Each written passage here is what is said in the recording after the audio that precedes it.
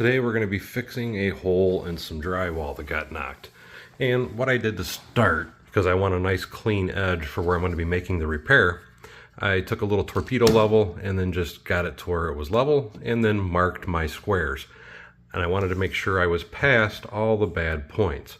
Now we're going to cut it out. We're just using a really small drywall saw.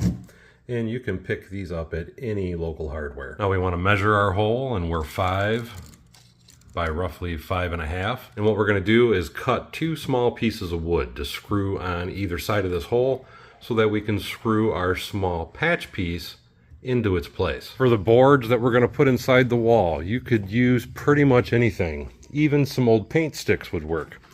I always have a lot of wood hanging out in my garage, and this is an old piece of trim that I will probably never use. Because the hole is 5 inches, and you want to have a little extra length to go past on either side of the hole, so that way you have something to screw the wood to. So I'm going to cut 2 boards at 10 inches in length. So let's cut our first board.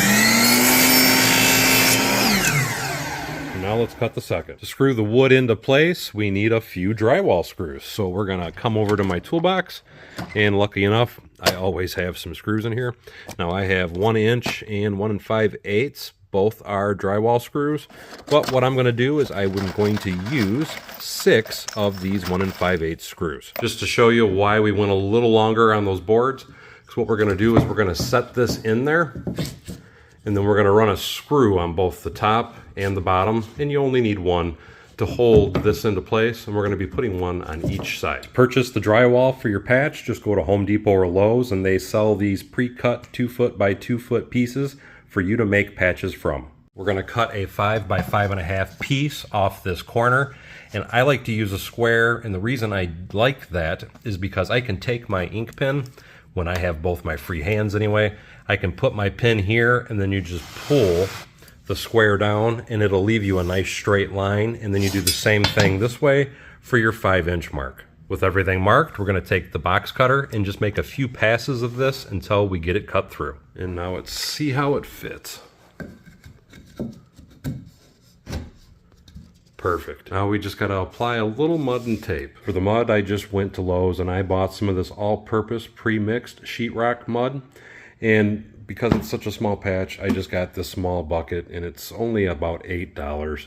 So you can use as much as you need. Now we want to apply some mud and make sure that we get it scooched down into all those cracks around the piece. Now we're going to let that dry and put another coat on. Second coat's now applied and it looks a lot better, and I just want to note that I am not Drywaller of the Year, so I know this probably isn't super professional, but if you're more experienced, you can probably do this a lot quicker. Few things to note: as I'm applying each layer, you can tell that this area is getting larger and larger, and you can see that this is nice and dry. But I want to point out that between each coat, I'm waiting roughly 4 hours between each application of the mud, and every time I apply another application of mud, I go a little bit further past the previous application. And the reason for doing that is because you want the mud to feather out. You don't want there to be a big lump in your wall. So just to show you, when I come around the side, you can't even notice that it's bubbled out at all.